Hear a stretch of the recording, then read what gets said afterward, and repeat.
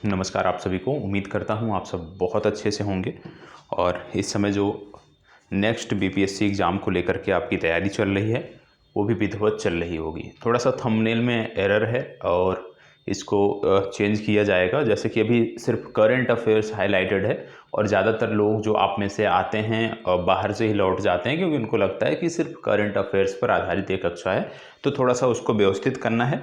लेकिन उससे पहले आपको बता दें कि आप किसी भी राज्य विशेष की तैयारी कर रहे हैं, किसी भी एक दिवसीय एग्ज़ाम की तैयारी कर रहे हैं, ये जो वीडियो है आपके लिए उतनी ही महत्वपूर्ण है जितना कि बिहार राज्य से संदर्भित, क्योंकि ये चैनल बिहार राज्य का है, बिहार पीसीएस का चैनल है, इसलिए जो भी थंबनेल होता है या जो भी वीडियो होता है वो उन्हीं पर संदर्भित होता है। लेकिन आप जानते हैं कि सामान्य अध्ययन हो गया, सामान्य ज्ञान हो गया, ये पाठ्यक्रम हर जगह एक जैसा ही है, इसमें कोई बदलाव नहीं होता है। करंट अफेयर्स में भी कोई बदलाव नहीं होता है। तो समग्रता से यदि हम कहें तो ये जो सीरीज चल रही है ये सभी परीक्षाओं के लिए उतनी ही महत्वपूर्ण है, चाहे वो बिहार एसआई का एग्ज़ाम हो, चाहे वो यूपी आरओ एआरओ का एग्ज़ाम हो। तो यहाँ पे सबसे पहले कुछ चीज़ें यहाँ पे मैं आपका क्लियर कर देता हूँ।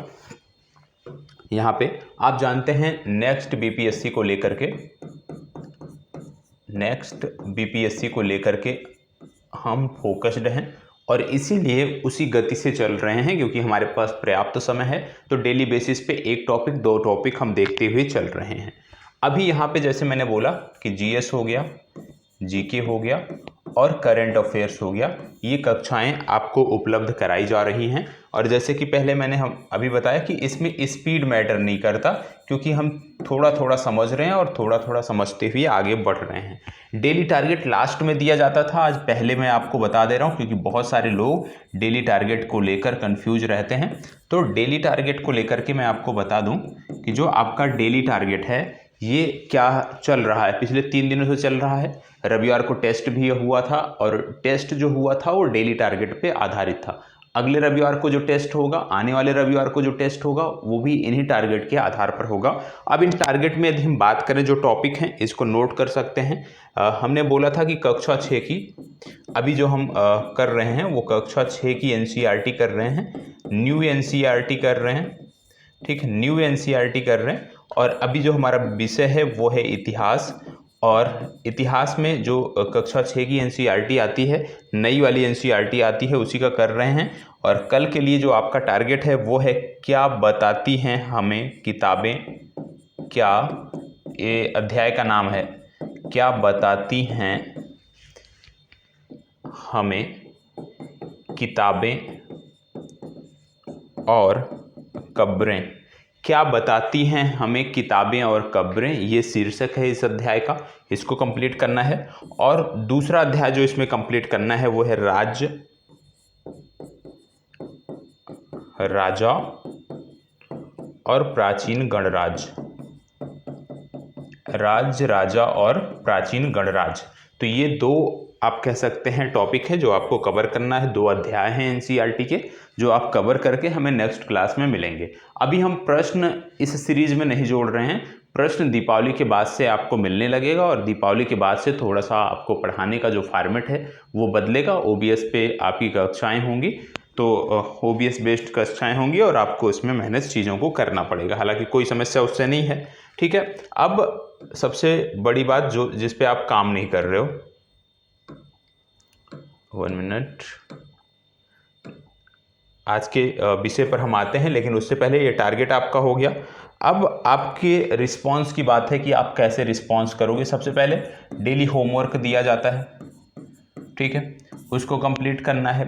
होमवर्क के साथ साथ टारगेट आपको दिया जा रहा है डेली, टारगेट आप कंप्लीट करिए। टारगेट के साथ साथ जो डेली के नोट्स हैं, क्योंकि नोट्स यदि आप नहीं बना रहे हैं तो गलत है, तो डेली के नोट्स, ये 3 चीज़ें आपको करनी है। इनमें से कुछ चीज़ें जैसे होमवर्क वाला हो गया सेक्शन, तो इसको आप यूट्यूब के कमेंट बॉक्स में कर सकते हो, ठीक है। और बाकी का नोट्स शेयरिंग हो गया, टारगेट कितना कंप्लीट हुआ, ये आप टेलीग्राम ग्रुप पर हमें अवगत करा सकते हो। जो लोग किसी अन्य परीक्षा की तैयारी कर रहे हैं आप भी इस टारगेट को फॉलो कर सकते हैं या इसी के आधार पे अपना एक टारगेट बना सकते हैं। तो चलिए सबसे पहले आज शुरुआत करते हैं करंट अफेयर्स की।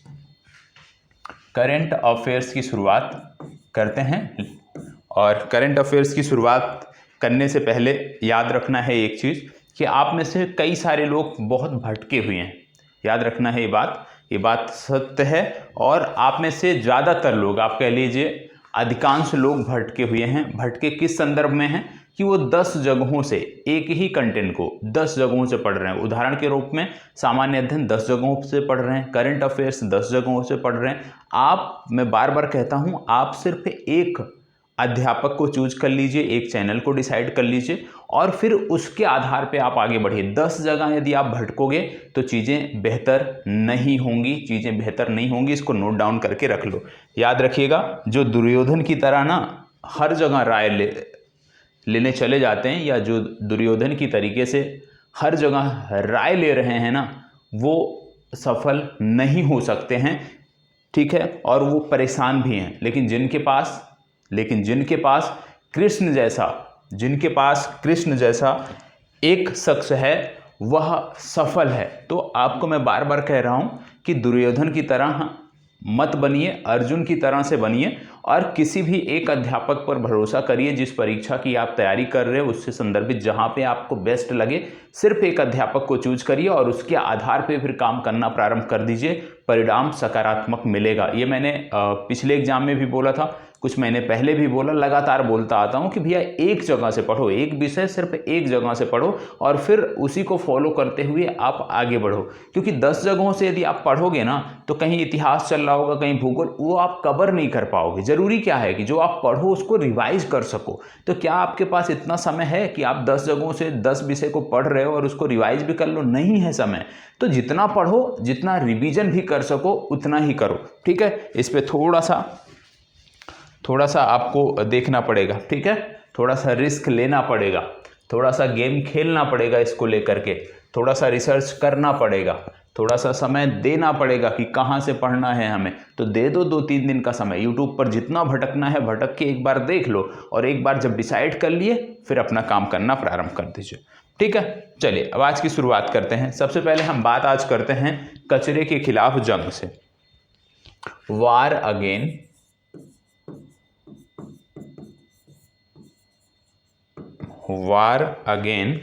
वेस्ट या कचरे के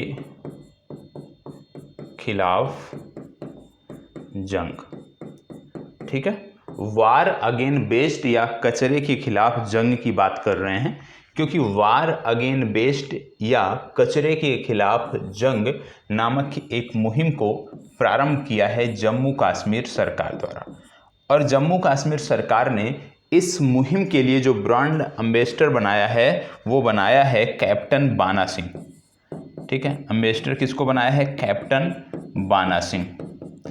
कैप्टन बाना सिंह का नाम जिन्होंने नहीं सुना है, कोई बात नहीं, परेशान नहीं होना है। कैप्टन बाना सिंह हैं और कैप्टन बाना सिंह ऐसे व्यक्ति हैं जिनको जीवित रहते हुए परमवीर चक्र से सम्मानित किया गया था। परमवीर चक्र इनको मिल चुका है। और जब परमवीर चक्र की बात कर रहे हैं तो आपको बता दें कि अंतिम परमवीर चक्र जो मिला है वो कैप्टन विक्रम बत्रा को मिला था। कैप्टन विक्रम बत्रा को ये मिला था। और कैप्टन विक्रम बत्रा को ये कब मिला था? तो याद रखिएगा, अंतिम बार ये पुरस्कार वर्ष 1988 में दिया गया है। उसके बाद से परमवीर चक्र नहीं दिया गया है। क्यों नहीं दिया गया?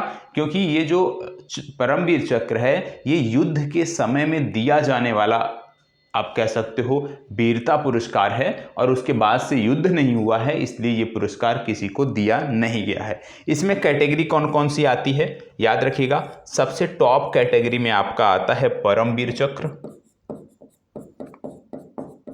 परमवीर चक्र ज्यादातर मरणोपरांत दिया जाता है। दूसरे नंबर पे आपका आता है महावीर चक्र।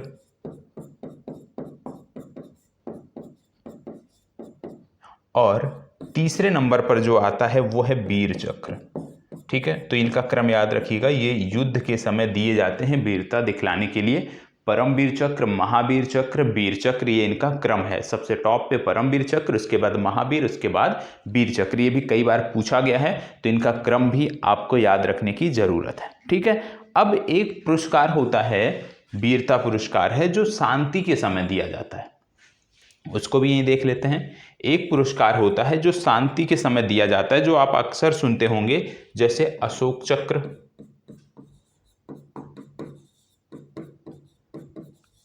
अशोक चक्र हो गया। अशोक चक्र के बाद आपने सुना होगा कीर्ति चक्र,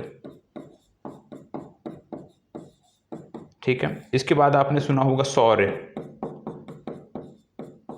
ठीक है। तो ये जो पुरस्कार हैं ये शांति के समय दिए जाने वाले पुरस्कार हैं, ये आपको पता होना चाहिए। और परमवीर चक्र, महावीर चक्र और वीर चक्र जो हैं ये युद्ध के समय वीरता के लिए दिए जाने वाले पुरस्कार हैं। अब कैप्टन यदि हम बात कर लें कैप्टन बाना सिंह की, तो याद रखना है कैप्टन बाना सिंह जो है ये इस मुहिम के राजदूत बनाए गए हैं। वार अगेंस्ट वेस्ट, कचरे के खिलाफ जंग के ये जो हैं राजदूत बनाए गए हैं। और आपको बता दें कि इन्होंने एक ऑपरेशन चलाया गया था, ऑपरेशन राजीव, ठीक है, ऑपरेशन राजीव। और ऑपरेशन राजीव जो चलाया गया था, ये चलाया गया था, एक हमारी पोस्ट हुआ करती थी जिसका नाम है क्वेड पोस्ट। ये सियाचिन में हुआ करती थी क्वेड पोस्ट, और इस क्वेड पोस्ट को पाकिस्तानी सेना ने कैप्चर कर लिया था। इसी को जो है छुड़ाने के लिए ये मुहिम चलाई गई थी, और अब इसका नाम रख दिया गया है बाना टॉप, ठीक है। तो बाना टॉप के नाम से अब ये क्वेड पोस्ट जानी जाती है, ये आपको पता होना चाहिए। तो कैप्टन बाना सिंह का नाम अब आपको इतना याद रखना है, ठीक है। अब आगे बढ़ते हैं। तो यहाँ पे सिर्फ इतना था। प्रश्न क्या पूछा जा सकता है कि जम्मू कश्मीर सरकार द्वारा कचरे के खिलाफ चलाई जा रही जंग में किसे राजदूत नियुक्त किया गया है, तो आप बताओगे कि बाना सिंह, कैप्टन बाना सिंह। बाकी अन्य चीज़ें जो अतिरिक्त जानकारी दी गई हैं उसको भी आप हूबहू नोट कर लीजिए। मैं बार बार कहता हूं भैया, निःशुल्क ये कंटेंट आपको मिलने वाला नहीं है। अब हम बात कर रहे थे पॉल्यूशन की, ठीक है, हम बात कर रहे थे पॉल्यूशन की। तो पॉल्यूशन की बात कर रहे थे, तो आपको बता दें, यदि आप में से किसी को पता है तो जरूर कमेंट बॉक्स में टाइप कर दीजिएगा, मारपोल कन्वेंशन। मारपोल कन्वेंशन बहुत महत्वपूर्ण है, नोट कर लीजिएगा। बहुत कम जगहों पे ये देखने को मिलता है, पुस्तकों में भी जल्दी देखने को नहीं मिलता है। ये जो मारपोल कन्वेंशन है, यदि आपसे पूछा जाए कि भैया मारपोल कन्वेंशन का संबंध किससे है, तो याद रखिएगा मारपोल कन्वेंशन है समुद्री प्रदूषण को रोकने के लिए, मतलब समुद्री प्रदूषण के रोकथाम के लिए, प्रदूषण के रोकथाम के लिए एक अंतरराष्ट्रीय समझौता हुआ था जिसको मारपोल कन्वेंशन के नाम से जानते हैं। और ये समझौता 2 नवंबर 1973 को हुआ था। ये आपको याद रखना है। किसके द्वारा किया गया था ये समझौता, किस संस्था के अंतर्गत? अंतरराष्ट्रीय समुद्री संगठन। किसके अंतर्गत? अंतरराष्ट्रीय समुद्री संगठन, अंतरराष्ट्रीय समुद्री संगठन के अंतर्गत ये समझौता किया गया था। और एक चीज इसमें और जानना है कि IMO, इस संगठन का जो मुख्यालय है, IMO या अंतरराष्ट्रीय समुद्री संगठन, इसका मुख्यालय कहाँ पे देखने को मिलता है? तो इसका मुख्यालय देखने को मिलता है लंदन में। ये भी आपको पता होना चाहिए, ठीक है। अब एक चीज और आपको बता दें कि यहाँ पे बात हो रही है मारपोल कन्वेंशन की बात हो रही है, तो अभी एक रिपोर्ट आई है, और ये जो रिपोर्ट है ये समुद्री परिवहन समीक्षा रिपोर्ट है। क्या है? समुद्री परिवहन समीक्षा रिपोर्ट 2023।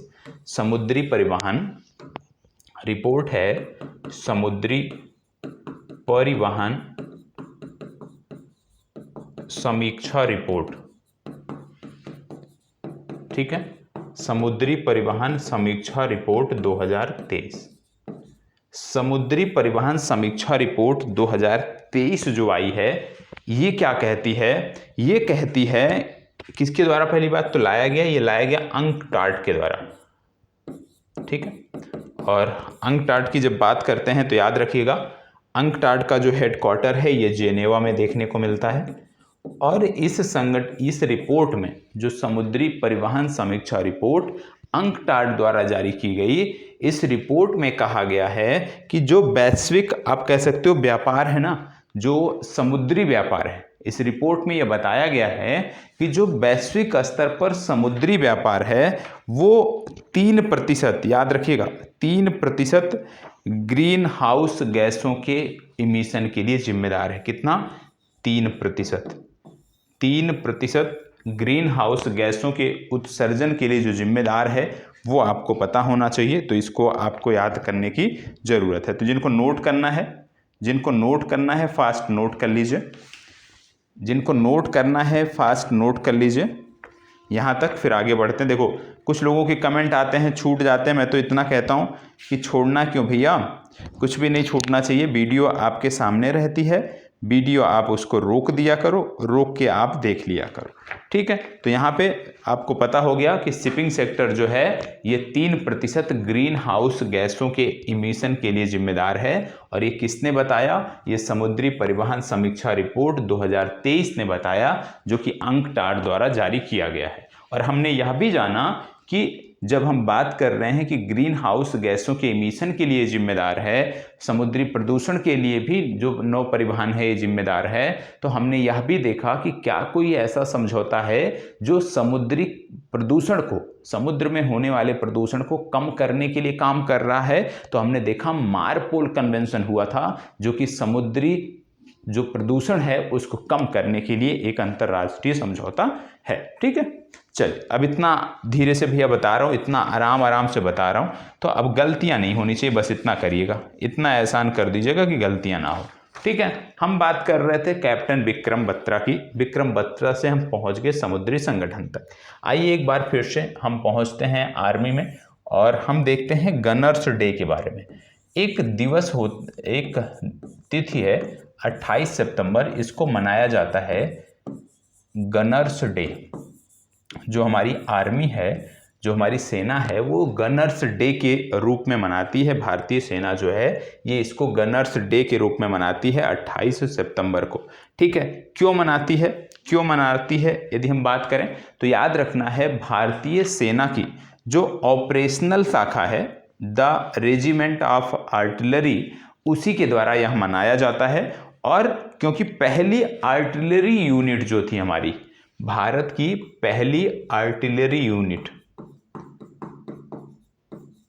जो भारत की पहली आर्टिलरी यूनिट है वो 28 तारीख को ही बनाई गई थी, 28 सितंबर को ही बनाई गई थी। यदि वर्ष पूछ लिया जाए तो याद रखना है कि ये 1827 को, 28 सितंबर 1827 को बनाई गई थी। और उसी दिन को याद करने के लिए जो है ये दिवस मनाया जाता है, गनर्स डे के रूप में हम इसको मनाते हैं। और जब फर्स्ट आर्टिलरी यूनिट जो बनाई गई थी, इसका नाम था 5 बॉम्बे माउंटेन बैटन।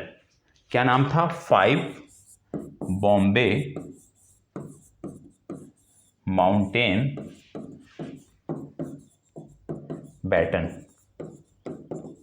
ठीक है। 5 बॉम्बे माउंटेन बैटन, ये इसका नाम था, ये आपको याद रखने की जरूरत है, ठीक है। और आपको पता होगा पिछले दिनों मैंने बताया था प्रेसिडेंशियल कलर्स के बारे में कि राष्ट्रपति ने अपने रंग किसको दिया था। यदि आपको याद हो, नहीं याद होगा तो पता होना चाहिए।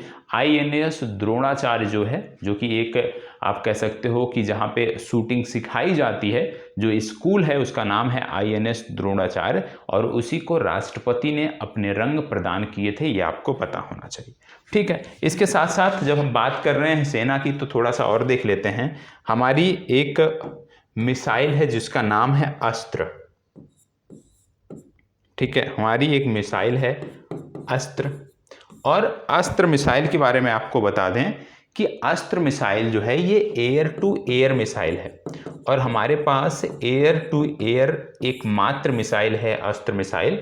एयर टू एयर का मतलब हो गया कि इसको वायुयान से हवा में ही दागी जाएगी और हवा में ही ये अपने दुश्मनों का सफाया करेगी। तो एयर टू एयर मिसाइल है। और यह याद रखना है कि इसको डिजाइन किया DRDO ने। किसने डिजाइन किया? DRDO ने डिजाइन किया। लेकिन अब इसका जो व्यावसायिक उत्पादन होगा ये करेगा भारत डायनेमिक्स लिमिटेड, ठीक है। तो यदि आपसे पूछ लिया जाए कि अस्त्र जो मिसाइल है उसका उत्पादन कौन कर रहा है, तो आप बताओगे भारत डायनामिक्स लिमिटेड। और यदि पूछ लिया जाए कि अस्त्र मिसाइल को डिजाइन किसने किया, तो आप जवाब दोगे DRDO। चलिए आगे बढ़ते हैं। ठीक है, कोई डाउट? यदि कोई डाउट है तो कमेंट बॉक्स में जरूर बताइएगा। अब इसके बाद त्रिपुरा राज्य सरकार की एक योजना है, इसमें कुछ है नहीं, नोट कर लीजिएगा। युवा त्रिपुरा, नटुन त्रिपुरा, आत्मनिर्भर त्रिपुरा। युवा त्रिपुरा, युवा त्रिपुरा, नटुन त्रिपुरा,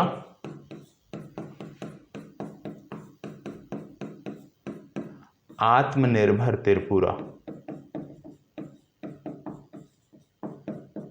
ठीक है, युवा त्रिपुरा, नटुन त्रिपुरा, आत्मनिर्भर त्रिपुरा एक योजना है, त्रिपुरा राज्य सरकार की एक योजना है। विशेष रूप से जो इंडस्ट्रीज हैं उनको आकर्षित करने के लिए एक योजना है। और इसमें ये राज्य सरकार प्रत्येक वर्ष 100 युवाओं को उद्यमशीलता की ट्रेनिंग देगी, ये आपको पता होना चाहिए, सिर्फ इतना आपको याद रखना है। ठीक है, अब बात आती है इसके बाद, ये महत्वपूर्ण है, बात आती है यूपीएससी की, संघ लोक सेवा आयोग की हम बात कर रहे हैं। संघ लोक सेवा आयोग में अभी एक नए सदस्य जुड़े हैं, एक नए सदस्य अभी बने हैं। तो संघ लोक सेवा आयोग के नए सदस्य कौन बने हैं, बहुत महत्वपूर्ण है, गुजरात से आते हैं। गुजरात का जो राज्य लोक सेवा आयोग था उसके ये चेयरपर्सन हुआ करते थे, इनका नाम याद रखिएगा, दिनेश दास। ठीक है, दिनेश दास, ये जीपीएससी गुजरात जो पीएससी है उसके चेयरमैन हुआ करते थे, ये अब नए सदस्य बने हैं। तो दिनेश दास का नाम आपको याद रखने की ज़रूरत है। और आपको बता दें कि जब हम यूपीएससी की बात करते हैं, संघ लोक सेवा आयोग की बात करते हैं, तो हमारे संविधान में आर्टिकल संख्या 315 है। और आर्टिकल संख्या 315 कहता है कि संघ एवं राज्यों के लिए लोक सेवा आयोग होना चाहिए। इसी के बाद एक आर्टिकल आता है इसी में जिसको बोलते हैं 316, और आर्टिकल संख्या 316 ये कहती है कि सदस्यों की नियुक्ति और पदावधि क्या होगी उसकी जानकारी आप हमसे लीजिए। तो आर्टिकल 316 उनकी नियुक्ति और पदावधि क्या होगी वो बताती है। ऐसे सामान्य तौर पे पदावधि क्या होती है, क्या कोई बता पाएगा?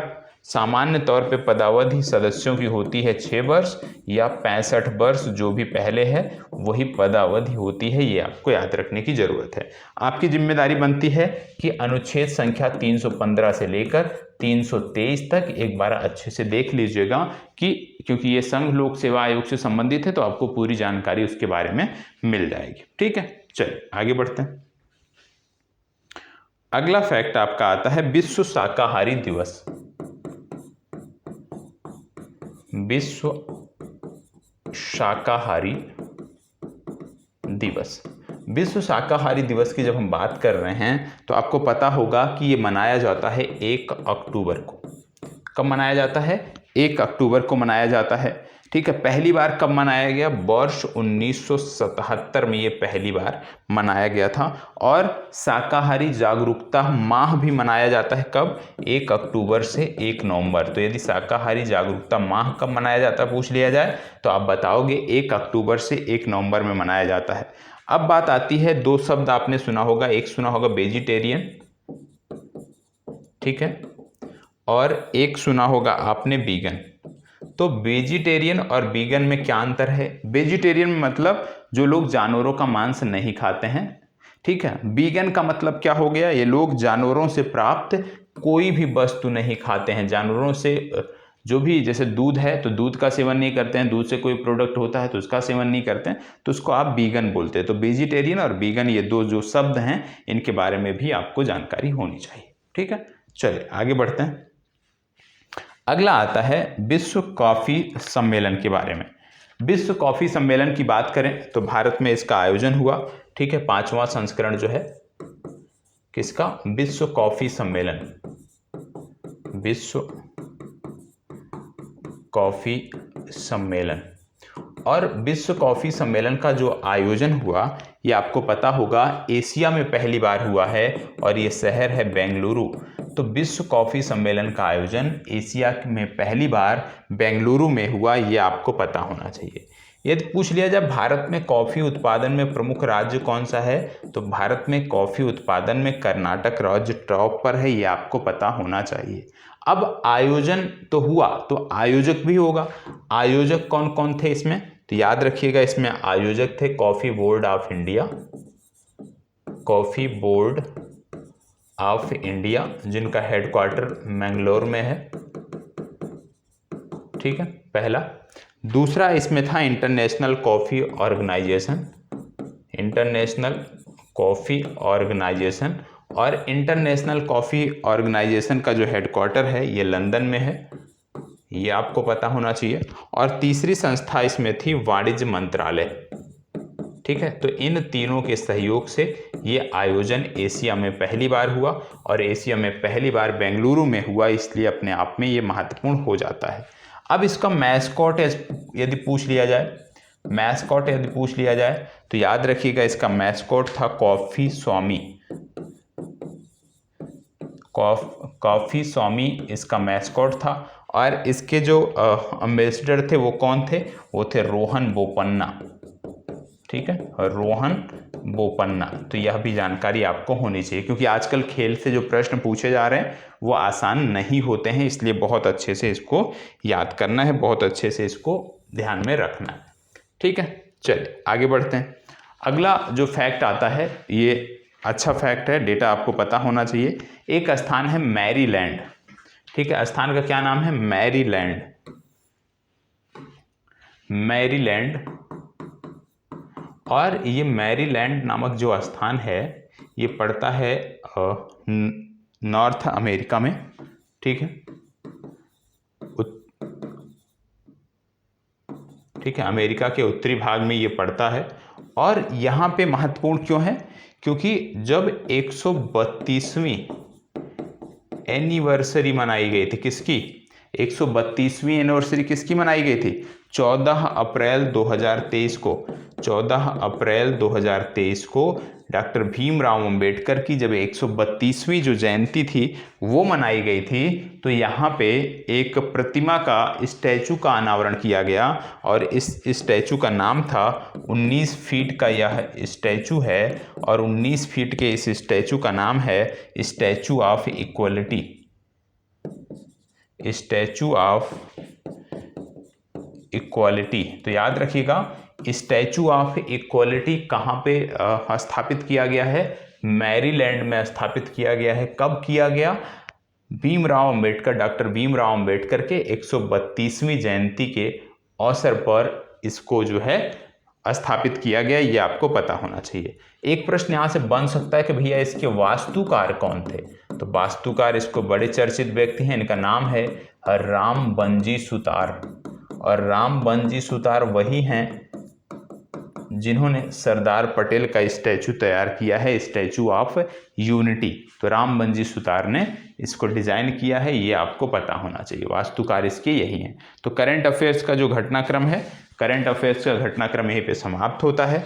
करंट अफेयर्स के घटनाक्रम के बाद अब जो हम बात करने वाले हैं, सबसे पहले हम जीके के बारे में बात करेंगे, जीके के बाद फिर हम जीएस पर आएंगे। जीके में हम संस्थाओं को देख रहे थे, भारत की महत्वपूर्ण संस्थाओं को देख रहे थे, और आप प्लीज़ उसी तरह से नोट्स बनाते चलिएगा। जीके का दूसरा टॉपिक हमारा ये चल रहा है, जिसमें हम भारत की प्रमुख संस्थाओं को देख रहे हैं। भारत के संस्थान, जो प्रमुख संस्थान हैं उनको हम देख रहे हैं, और इसी में सबसे पहले आज देखेंगे हम राष्ट्रीय आवास बैंक, राष्ट्रीय आवास बैंक, ठीक है। राष्ट्रीय आवास बैंक की जब हम बात करते हैं तो इतना याद रखना है कि हाउसिंग फाइनेंस कंपनियों के, जो जब आप कोई घर खरीदते हैं तो जो फाइनेंस करती हैं, तो हाउसिंग फाइनेंस की जो कंपनियां हैं उनके समग्र विनियमन और लाइसेंस के लिए जो सर्वोच्च निकाय है उसका नाम है राष्ट्रीय आवास बैंक। और आपको बता दें यह वित्त मंत्रालय के अंतर्गत आता है, और साथ ही साथ यह 100% इसमें 100% जो हिस्सेदारी है वो भारत सरकार की है, ये आपको पता होना चाहिए। मतलब 100% गवर्नमेंट ओन्ड बैंक है या कंपनी है। इसकी स्थापना हुई थी 9 जुलाई 1988 को। 9 जुलाई 1988 को इसकी स्थापना हुई थी और नई दिल्ली में इसका हेडक्वार्टर है। तो सिर्फ इतना आपको याद रखने की इस संदर्भ में ज़रूरत है राष्ट्रीय आवास बैंक के बारे में। कोई संस्था छोटा है बड़ा है उस पर हमें नहीं परेशान होना है, ठीक है। अगली जो संस्था आती है वो है भारतीय दूरसंचार नियामक प्राधिकरण। भारतीय दूरसंचार नियामक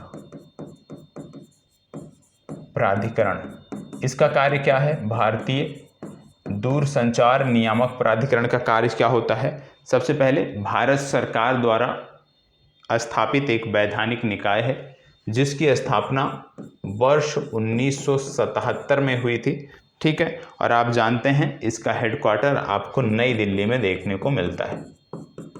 हेडक्वार्टर इसका नई दिल्ली में देखने को मिलता है। विशेष रूप से जो दूरसंचार सेवाएं हैं, तो दूरसंचार सेवाओं के ट्रैफिक विनियमन के लिए जो जिम्मेदार संस्था है वह है भारतीय दूरसंचार नियामक प्राधिकरण। इतनी जानकारी सिर्फ आप याद रखिए, ठीक है। आगे अगली जो महत्वपूर्ण संस्था है ये है FSSAI। FSSAI food safety standard authority of India या भारतीय खाद्य सुरक्षा एवं मानद प्राधिकरण। भारतीय खाद्य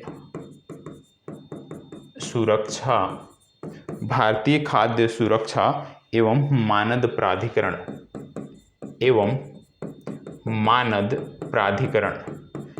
इस संस्था के बारे में आपको बता दें कि इस संस्था का सबसे पहली बात कि स्थापना कब हुई, तो इसकी स्थापना हुई 5 अगस्त को। वर्ष क्या था? तो वर्ष 2011 था। हेडक्वार्टर इसका आपको नई दिल्ली में देखने को मिलता है, ठीक है। हेडक्वार्टर नई दिल्ली में देखने को मिलता है, ये आपको पता होना चाहिए। और आपको बता दें कि इसमें एक अध्यक्ष होते हैं और 22 अन्य सदस्य होते हैं। तो कुल मिलाकर इस संस्था में 23 सदस्य होते हैं, यह भी आपको याद रखने की ज़रूरत है। आप जानते हैं खाद्य सुरक्षा के जो विनियमन है, खाद्य सुरक्षा को लेकर के आप कह सकते हो स्वास्थ्य को, मानव के स्वास्थ्य को लेकर के जो निगरानी करते हैं, जो मार्केट में प्रोडक्ट बिक रहा है, चाहे वो सब्जी हो, चाहे वो फल हो, चाहे पैकेट बंद जो खाद्य पदार्थ हैं जो बिक रहे हैं, उन सब के लिए मानक तैयार करना, उन सब के मानकों की जांच करना और विनियमन करना, ये सब इस संस्था की जिम्मेदारी होती है। पर्यवेक्षण इसकी जिम्मेदारी होती है, ये आपको पता होना चाहिए, ठीक है। तो इतनी जानकारी आपको होनी चाहिए। आज भी आपने 3 छोटे छोटे संस्थाओं के बारे में देखा है, ठीक है। सिर्फ आपको कई बार क्या होता है कि फुल फॉर्म पूछ लिया जाता है, जैसे FSSAI का फुल फॉर्म क्या है, या एक संस्था है NASSCOM, अक्सर पूछा जाता है कि NASSCOM का फुल फॉर्म क्या है। तो उसके लिए आप तैयार रहें, इसलिए मैंने आपको यहाँ पे इन संस्थाओं के बारे में जानकारी उपलब्ध कराई है, ठीक है। बढ़ते हैं आगे और देखते हैं अगला टॉपिक। अगला टॉपिक अब आपका आ गया सामान्य अध्ययन से संबंधित। और जब हम सामान्य अध्ययन की बात कर रहे हैं तो सामान्य अध्ययन में हम क्या चर्चा कर रहे थे? सामान्य अध्ययन के अंतर्गत हम जीव विज्ञान की चर्चा कर रहे थे, जीव विज्ञान की चर्चा कर रहे थे। और कल हमने जीव विज्ञान की विभिन्न शाखाओं के बारे में अध्ययन किया था। जीव विज्ञान की विभिन्न शाखाओं के बारे में कल हमने देखा था कि भाई जीव विज्ञान की कितनी शाखाएं होती हैं, किस शाखा के अंतर्गत किस बात का अध्ययन किया जाता है, किस तथ्य का अध्ययन किया जाता है, उसको हमने देखा था। आज उसी के आगे हम बढ़ेंगे और सबसे पहले हम जीव विज्ञान पढ़ रहे हैं, तो आज हम देखेंगे कि भैया जीव विज्ञान मतलब जीवों का अध्ययन। तो जीवों के जो लक्षण हैं वो होते क्या हैं, जीवों के लक्षण होते क्या हैं, जीवों के जो प्रमुख लक्षण हैं वो क्या होते हैं। जब हम जीवों के प्रमुख लक्षण देखने जाते हैं तो हमें देखने को मिलती है कि कोई भी जीव होगा तो उसके शरीर की एक संरचना होगी, मतलब जीव के शरीर की संरचना होगी। पहली बात, कोई भी जीव होगा तो उसके शरीर की संरचना होगी, कोई एक शरीर होगा, ढांचा होगा। दूसरा, कोई भी जो जीव है वो प्रजनन अवश्य करता है, प्रजनन की क्षमता अवश्य होती है, मतलब अपने समान बच्चे उत्पन्न करने की क्षमता जीव में अवश्य होती है। तीसरा है कोई भी जीव यदि होगा तो उसमें वृद्धि भी होगा और उसमें विकास भी होगा। तो वृद्धि एवं विकास भी आपको जीव में देखने को मिलता है। चौथा यदि मैं बात करूं तो उपापचयी जो क्रियाएं हैं, उपापचयी, याद रखिएगा, उपापचयी जो क्रियाएं हैं वह भी आपको जीवों में देखने को मिलती हैं। मेटाबॉलिक एक्टिविटीज जो होती हैं वह भी आपको जीवों में देखने को मिलती हैं। तो रिप्रोडक्शन हो गया, ठीक है, ग्रोथ एंड डेवलपमेंट हो गया और मेटाबॉलिक एक्टिविटीज हो गई, ये सभी आपको जीवों के लक्षण के रूप में देखने को मिलते हैं। यदि कोई जीव होगा, किसी में जान होगी, तो ये लक्षण अवश्य देखने को मिलता है। ठीक है, अब इसी के आगे हम बात कर लेते हैं। और जब हम जीवों की बात कर रहे हैं, ठीक है, तो हम देख रहे हैं कि शरीर की संरचना होती है, वृद्धि विकास होता है, तो इन सब का आधार क्या है? इन सब का आधार होता है कोशिका। इन सब का आधार है कोशिका, या जिसको आप सेल कहते हैं। जिन्होंने पूर्व में अच्छे से पढ़ा है, जो मैंने पूरी प्रॉपर वीडियो उपलब्ध कराई थी, आपका रिवीजन हो जाएगा, रिवीजन अवश्य करना है। जो पहली बार देख रहे हैं वो इसी तरह से नोट डाउन करते हुए एक एक टॉपिक चलेंगे। जो टॉपिक यहाँ पे पढ़ाया जाता है उस टॉपिक से जुड़ी हुई कोई ना कोई पुस्तक आपके पास होगी, उस विषय से जुड़ी हुई कोई ना कोई पुस्तक आपके पास होगी, तो संबंधित पुस्तक से उसको हल करने का भी प्रयास किया करें प्रश्नों को। साथ ही साथ संबंधित पुस्तक से और भी पढ़ने का प्रयास किया करें, क्योंकि ऐसा नहीं है कि क्लास से ही 100% हो जाता। क्लास के साथ साथ पुस्तकों का अध्ययन अनिवार्य है, पुस्तकें आपको अनिवार्य रूप से पढ़नी पड़ती हैं। ठीक है, चलिए अब देख लेते हैं सेल या कोशिका के बारे में। आप जानते हैं जब हम कोशिका की बात करें तो कोशिका जो है ये किसी शरीर की, याद रखिएगा, कोशिका किसी शरीर की संरचनात्मक एवं क्रियात्मक इकाई होती है। क्या होती है? किसी शरीर की संरचनात्मक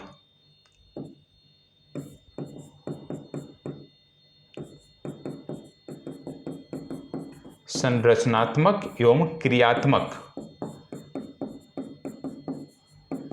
ठीक है, संरचनात्मक एवं क्रियात्मक इकाई होती है। तो कोशिका किसी भी शरीर की संरचनात्मक और क्रियात्मक इकाई होती है। साथ ही साथ यह किसी जीव के शरीर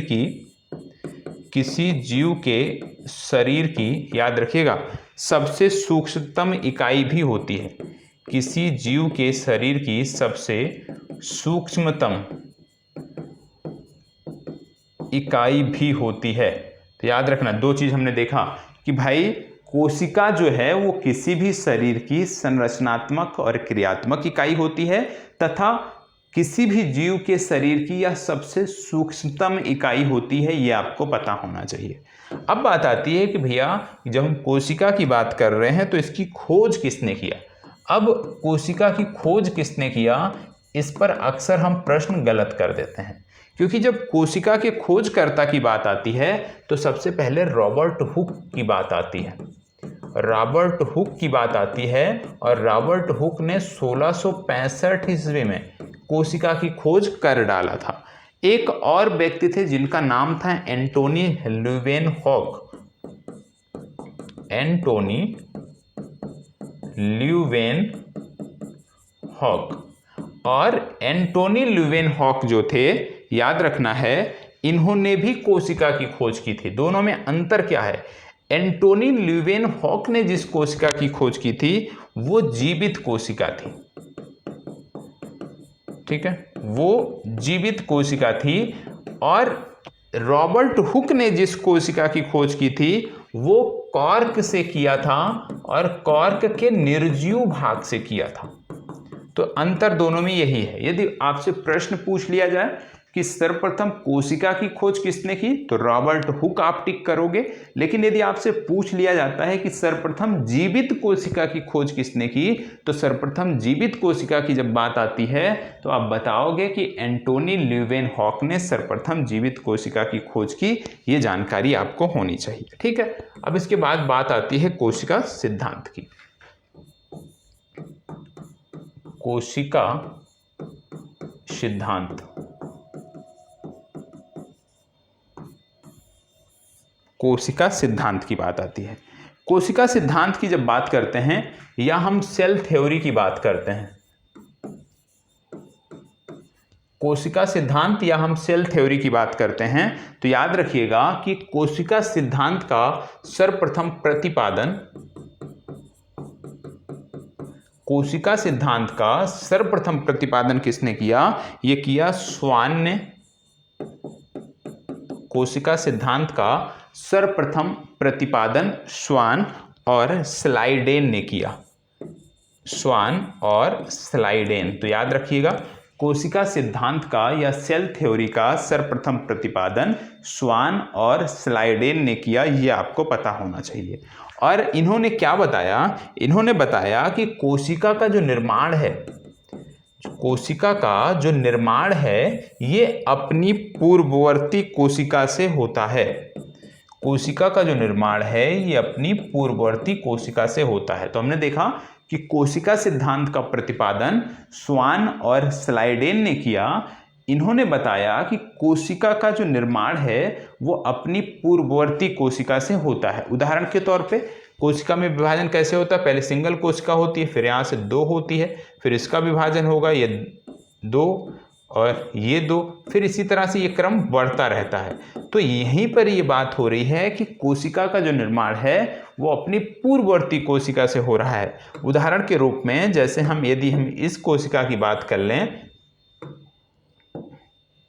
इस कोशिका की बात कर लें तो इसका निर्माण कहाँ से हुआ? अपनी पूर्ववर्ती कोशिका से हुआ है। इस वाले कोशिका की बात करें तो इसका भी निर्माण अपने पूर्ववर्ती कोशिका से हुआ है। यही बात स्वान और स्लाइडेन ने किया। ठीक है, तो इसको प्रीलिम्स फैक्ट, इसको नोट्स, प्रॉपर नोट्स अच्छे तरीके से एक नोट्स बनाते हुए चलिएगा भैया। ये जितना कंटेंट आपको दे रहा हूँ कहीं भी आपको निःशुल्क नहीं मिलेगा एक तरफ से। हाँ, निःशुल्क मिलेगा, कहीं पे एक टॉपिक मिल जाएगा, कहीं पे 2 टॉपिक, क्रमबद्ध तरीके से ये आपको चरणबद्ध तरीके से नहीं मिलेगा। तो इसको नोट डाउन अवश्य कर लीजिए। अब बात आती है कि कोशिका के प्रकार। कोशिका के प्रकार, कोशिका कितने प्रकार की पाई जाती है? कोशिका के जब हम प्रकार की बात करते हैं तो आपको बता दें कि पहला आता है प्रोकैरियोटिक,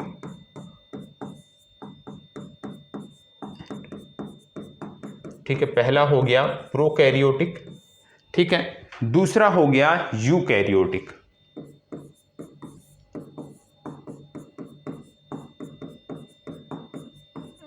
प्रोकैरियोटिक और यूकैरियोटिक। तो कोशिका के 2 प्रकार होते हैं। पहला होता है प्रोकैरियोटिक कोशिका, दूसरा होता है यूकैरियोटिक कोशिका। अब इनके बारे में कुछ चीजें आपको पता होना चाहिए। सबसे पहली बात, यदि आपसे पूछ लें कि जो पहला जीव इस पृथ्वी पर आया वो आप जानते हैं किस प्रकार की कोशिका रखता था? तो जो पहला जीव इस पृथ्वी पर आया वो प्रोकैरियोटिक कोशिका वाला जीव था। क्यों और कैसे हम कह रहे हैं प्रोकैरियोटिक कोशिका वाला जीव था? प्रोकैरियोटिक वाला कोशिका वाला जीव इसलिए हम कह रहे हैं क्योंकि जो पहला जीव इस पृथ्वी पर आया वो पूर्ण विकसित जीव नहीं था, और पूर्ण विकसित जीव नहीं था इसलिए हम उसको कह रहे हैं कि ये प्रोकैरियोटिक कोशिका वाला जीव था। क्योंकि ये लक्षण किसमें दिखाई देते हैं? ये प्रोकैरियोटिक कोशिका में दिखाई देते हैं। जैसे प्रोकैरियोटिक कोशिका की बात करें तो सबसे प्राचीन कोशिका है ये, याद रखिएगा। प्रोकैरियोटिक कोशिका क्या है? सबसे प्राचीन कोशिका है। दूसरा इसी में याद रखिएगा कि सदैव प्रोकैरियोटिक कोशिका रखने वाले जीव सदैव एक कोशिकीय जीव होते हैं। ठीक है, एक कोशिकीय जीव होते हैं, ये सदैव एक कोशिकीय जीव होते हैं, ये आपको पता होना चाहिए। और ये अल्प विकसित होते हैं। ये क्या होते हैं? ये अल्प विकसित होते हैं। ठीक है, प्राचीन कोशिका होती है, एक कोशिकीय जीव होते हैं, अल्प विकसित होते हैं, और इसके साथ साथ केंद्रक और केंद्रक आवरण, केंद्रक व केंद्रक आवरण अनुपस्थित होता है। केंद्रक और केंद्रक आवरण अनुपस्थित होता है इसमें, और इसमें मीसोसोम पाया जाता है। क्या पाया जाता है? मीसोसोम। और मीसोसोम की जब बात करते हैं तो आप जानते हैं कि एटीपी के रूप में ये ऊर्जा का निर्माण करता है। राइबोसोम्स पूछ लिया जाए तो याद रखिएगा कि इसमें 17S टाइप के राइबोसोम्स पाए जाते हैं। अब इसी तरह से जब हम यूकैरियोटिक कोशिका में आते हैं तो यूकैरियोटिक जो कोशिका है ये एक आधुनिक कोशिका है। क्या है? आधुनिक कोशिका है। ठीक है, आधुनिक कोशिका के साथ साथ जैसे यहां पे लिखा था एक कोशिकीय जीव, तो आपको बता दें कि यूकैरियोटिक जो कोशिका रखने वाले जीव हैं ये एक कोशिकीय भी होते हैं और बहुकोशिकीय भी होते हैं। ठीक है, एक कोशिकीय और बहुकोशिकीय दोनों हो सकते हैं, ये आपको पता होना चाहिए। यहां पे था कि ये अल्प विकसित होते हैं, यहां पे आपको बता दें कि ये पूर्ण विकसित होते हैं। यूकैरियोटिक कोशिका वाले जीव पूर्ण विकसित होते हैं। आगे बढ़ते हैं तो आपको बता दें कि यहां पे जैसे मीसोसोम होता था, यहां पे माइटोकॉन्ड्रिया पाया जाता है। माइटोकॉन्ड्रिया, और आप जानते हैं माइटोकॉन्ड्रिया को क्या बोला जाता है? कोशिका का ऊर्जा घर। तो माइटोकॉन्ड्रिया यहाँ पे पाया जाता है। और राइबोसोम्स की जब हम बात करते हैं, राइबोसोम्स की बात करते हैं, तो हमने देखा कि प्रोकैरियोटिक में 70S टाइप के राइबोसोम्स पाए जाते हैं और जो यूकैरियोटिक कोशिका होती है इसमें 80S टाइप के राइबोसोम्स पाए जाते हैं। ठीक है, 80S टाइप के राइबोसोम्स पाए जाते हैं। तो इसको नोट कर लीजिए, फिर आगे बढ़ते हैं। इसको नोट कर लिया जाए, फिर आगे बढ़ते हैं।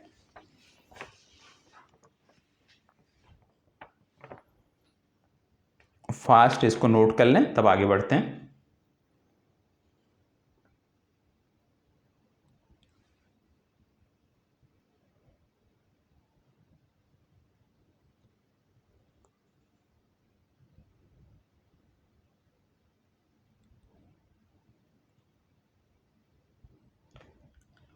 चलिए नोट कर लीजिए, नोट कर लीजिए, फिर आगे बढ़ते हैं। प्रोकैरियोटिक समाप्त कर लेते हैं, यूकैरियोटिक हम कल देखेंगे। चलिए नोट कर लीजिए सभी। अभी इसका उदाहरण, इसका कैसे स्ट्रक्चर होता है वो भी हम समझेंगे।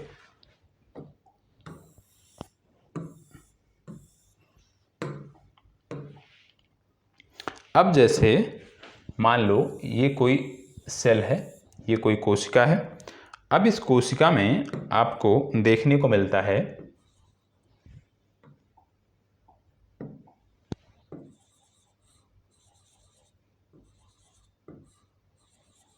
कुछ इस तरह का एक स्ट्रक्चर, और इसको क्या बोला जाता है? इसको बोला जाता है 70S राइबोसोम्स।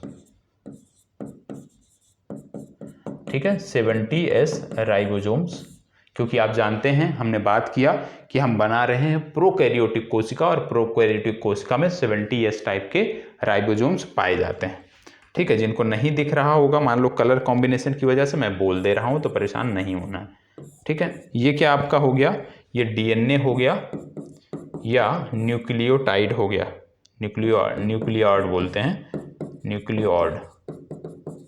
ठीक है, इसके बाद फिर क्योंकि ये आपकी जो कोशिका है ये प्रोकैरियोटिक है, और प्रोकैरियोटिक में अभी आपने देखा था, प्रोकैरियोटिक में क्या देखने को मिला था? मीसोसोम। तो ये मीसोसोम हो गया आपका। ठीक है, इसके बाद यहाँ पे डॉटेड ऐसे लिक्विड भरा होता है, पूरे में आप डॉटेड लिक्विड कर सकते हो। तो ये क्या हो गया आपका? साइटोप्लाज्म या कोशिका द्रव्य। इसको क्या बोलते हैं? साइटोप्लाज्म या कोशिका द्रव्य। ये जो लिक्विड है इसको साइटोप्लाज्म या कोशिका द्रव्य के नाम से जानते हैं, और ये आपका प्रोकैरियोटिक कोशिका का एक उदाहरण है। अब प्रोकैरियोटिक कोशिका के उदाहरण में यदि हम बात करें एग्जाम्पल में, तो याद कर लीजिएगा, एग्जाम्पल भी आपको पता होना चाहिए, क्योंकि कई बार परीक्षाओं में एग्जाम्पल देके पूछ लेता है कि इनमें से कौन सा जीव प्रोकैरियोटिक कोशिका वाला जीव है या यूकैरियोटिक कोशिका वाला जीव है। तो सबसे पहले साइनोबैक्टीरिया आता है। साइनोबैक्टीरिया याद रख लीजिएगा। साइनोबैक्टीरिया, या इसी को बोलते हैं नील हरित शैवाल, नील हरित शैवाल। तो ये आपको देखने को मिलता है, ये एक इसका बेहतर उदाहरण है। दूसरा एक है माइक्रोप्लाज्म। माइक्रोप्लाज्म की जब हम बात करते हैं तो याद रखिएगा, माइक्रोप्लाज्म पृथ्वी पर सबसे सूक्ष्मतम जीव है, यह भी प्रोकैरियोटिक कोशिका वाला जीव है। तो प्रोकैरियोटिक कोशिका में दो एग्जाम्पल आपको याद रखने की जरूरत है, साइनोबैक्टीरिया और माइक्रोप्लाज्म, यदि दोनों आप याद रखते हो तो आसानी से, यदि एग्जाम्पल भी हैं वहाँ पे, मतलब इसका एग्जाम्पल देके आपसे पूछ लेता है कि इनमें से कौन सा जीव प्रोकैरियोटिक वाला है या यूकैरियोटिक वाला है, तो आपको पता चल जाएगा। और जो अभी मैंने पूर्व में आपको नोट डाउन कराया, ये इनके अंतर, इसको अवश्य रट जाइएगा, ठीक है। विशेष रूप से ये जो राइबोसोम्स वाले हैं ये अवश्य रट जाना है, ठीक है। कहाँ पे माइटोकॉन्ड्रिया पाया जाता है और कहाँ पे मीसोसोम पाया जाता है ये भी पता होना चाहिए। तो इसको अच्छे से रट लीजिएगा, इसलिए बहुत थोड़ा थोड़ा आपको दे रहा हूँ कि जितना आप होता नहीं कंज्यूम कर सको अच्छे से, जितने को आप अच्छे से तैयार कर सको उतना कंटेंट दे रहा हूँ। ईमानदारी से डेली बेसिस पे इतना भी करते चलते हो आप, तो निश्चित तौर पे जहां से भी प्रश्न बनते हैं ना, कोई भी एंगल आपका छूटेगा नहीं, ठीक है। तो मिलते हैं कल, तब तक के लिए इसी प्रकार बने रहें, और अच्छा लगता है तो प्लीज़ लाइक शेयर और कमेंट अवश्य करिएगा। जो आपको होमवर्क दिए जाते हैं वो कमेंट बॉक्स में शेयर करने हैं। जो आपसे पूछ लिया जाता है कि भाई ये कंप्लीट हुआ कि नहीं, उसको आप टेलीग्राम ग्रुप पे भी बता सकते हो। और जो भी आपका नोट्स बनता है ना, उसको डेली बेसिस पे टेलीग्राम ग्रुप पर अवश्य शेयर करें। धन्यवाद, बहुत बहुत आभार।